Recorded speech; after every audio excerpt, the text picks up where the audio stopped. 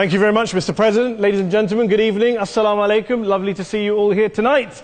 We are having a very entertaining night, are we not, with some very interesting things being said from the other side of the house tonight.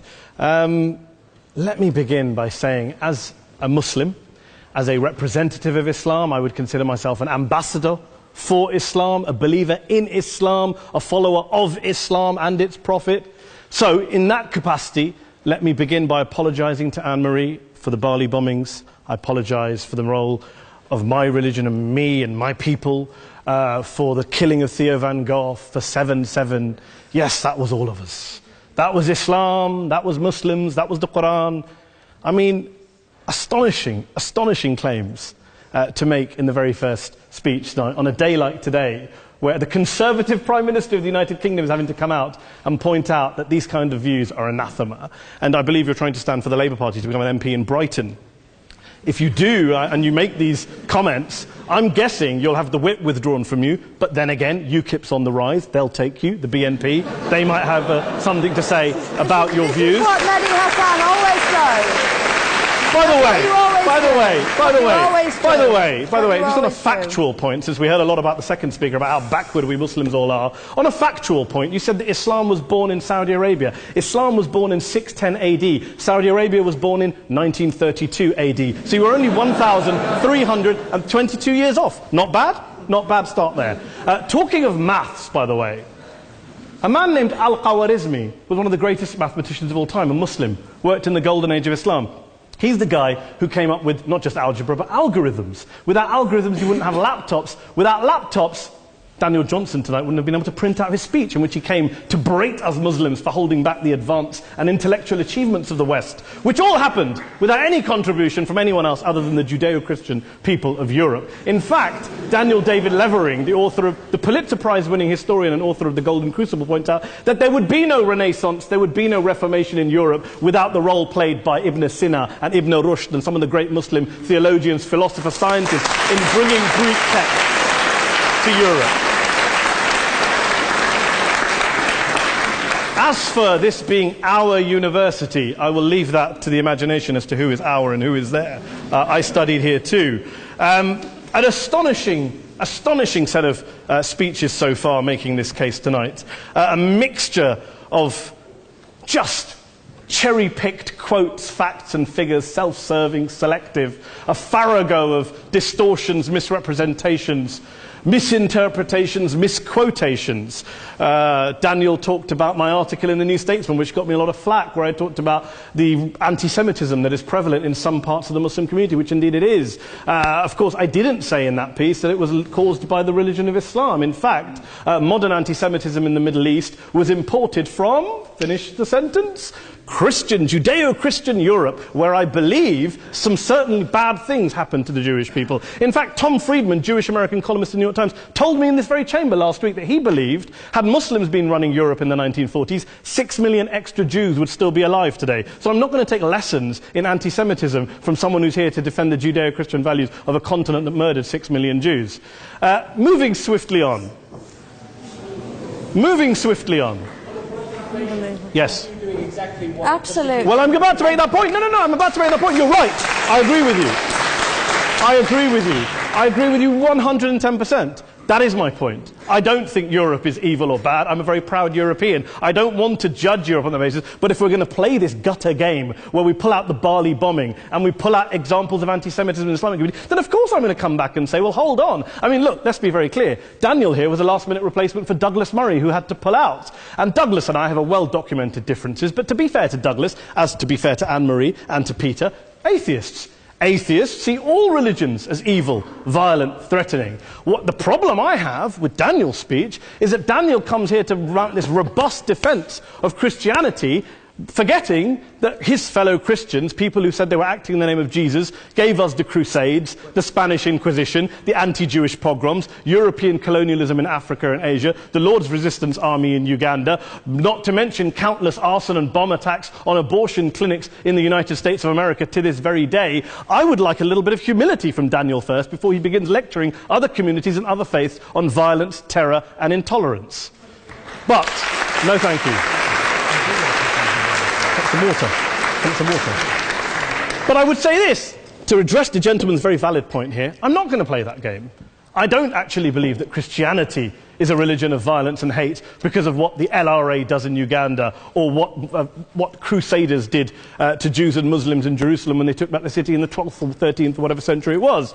I believe that Christianity, like Islam, like pretty much every mainstream religion, is based on love and compassion and faith. I do follow a religion in which 113 out of the 114 chapters of the Quran begins by introducing the God of Islam as a God of mercy and compassion. I would not have it any other way. I don't follow a religion which introduces my God to me as a God of war, as some kind of Greek God of wrath, as a God of hate and injustice. Not at all. As Adam pointed out, you go through the Quran and you see the mercy and the love and the justice. And yes, you have verses that refer to warfare and violence. Of course it does. This is not a motion about pacifism. I'm not here to argue that Islam is a pacifistic faith. It is not. Islam allows military action, violence in certain limited contexts. And yes, a minority of Muslims do take it out of that context. But is it religious? We talked about Woolwich. Daniel and Anne-Marie have suggested that it's definitely religion that's behind all of this. Well, actually, what I find so amusing tonight is we're having a debate about Islam. And the opposition tonight have come forward. We have a graduate in law, a graduate in modern history, a graduate in chemistry.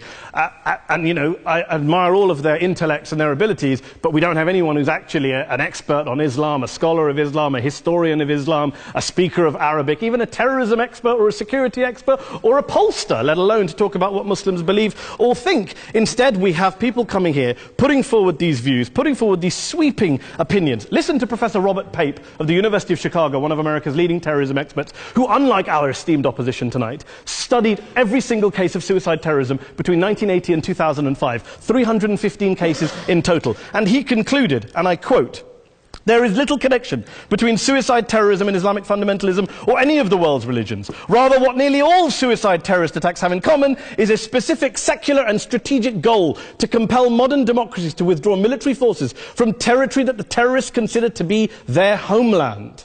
And the irony is, when we talk about terrorism, the irony is that the opposition and the Muslim terrorists, the Al-Qaeda types, actually have one thing in common.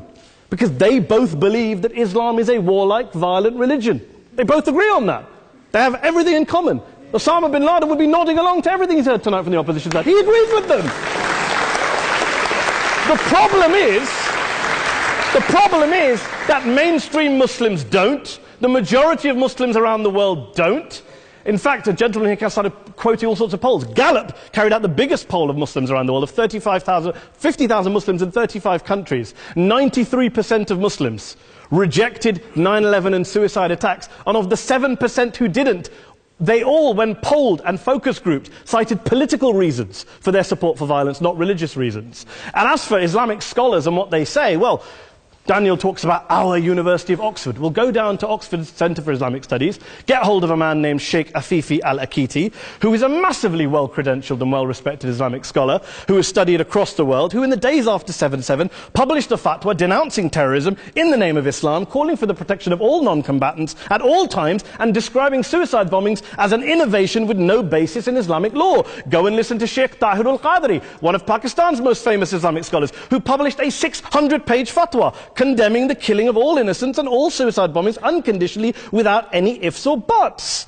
There's nothing new here. This is mainstream Islam, mainstream scholarship, which has said this for years. You don't go out and kill people willy-nilly in the high street or anywhere else, on a bus or a mall, based on verses of the Quran that you cherry-pick without any context, any understanding, any interpretation, or any commentary. Point of information. Please. Well, it doesn't happen apparently. I didn't say it doesn't happen at all. I never said it didn't happen. I don't blame Islam. Yes, it's a very good point. And a lot of us are campaigning against that. And we're campaigning against it in the name of Islam. We're campaigning against it in the name of various interpretations of Islam. Anne-Marie comes and scares us with her talk of Sharia law. I would like to see the book of Sharia law. It doesn't exist. People argue over what Sharia law is. And you empower the extremists by saying there is only one version. You empower them all. I don't believe you took any interruptions, Anne-Marie, so I think you should stay there for a moment. Several countries. Here's what we're dealing with. Here's what we're dealing with. We are dealing, I took your point. Here we are dealing with a 1400-year-old global religion followed by 1.6 billion people in every corner of the world, a quarter of humanity, of all backgrounds, cultures, ethnicities. And yet the opposition tonight wants to generalize, stereotype, smear in order to desperately win this debate. And here's my question, if we're going to generalize and smear. If, okay, people say yesterday's bombers, and we've got to be careful, there's a trial going on, were yesterday's attackers, motivated by Islam? Big debate. I don't believe they were. Let's say they were. Let's say Faisal Shahzad, the Times Square bomber, was motivated by Islam. Let's assume, for sake of argument, that Richard Reeves, the shoe bomber, was motivated by Islam. If Islam is responsible for these killings, if Islam is what is motivating these people, and Islam is therefore not a religion of peace, a religion of war, then ask yourself this question: why aren't the rest of us doing it? Why is it such a tiny minority of Muslims are interpreting their religion in the way that the opposition claim they are? Let's assume there are 16,000 suicide bombers in the world. There aren't. Let's assume there are for the sake of argument. That's 0.001% of the Muslim population globally. What about the other 99.99% of Muslims who the opposition tonight either ignore or smear? The reality is that the rest of us aren't blowing ourselves up tonight. The reality is that the opposition came here tonight not worried about the fact that me and Adam might pull open our jackets and blow ourselves up tonight because we're followers of a warlike warrior religion which wants to take over Europe and Daniel's university. The issue is this. The issue is this.